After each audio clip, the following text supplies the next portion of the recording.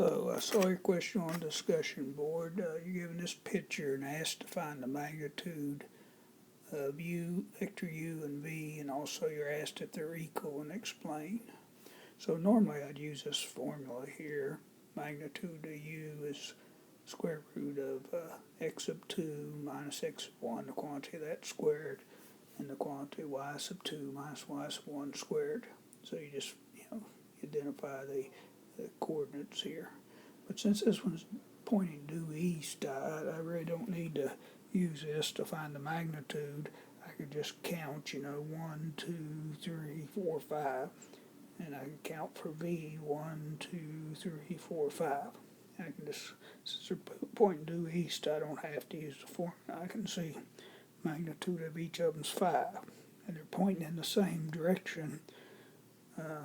And so, yes, they are equal vectors. They have same length, same magnitude, and same direction. Hope that helps.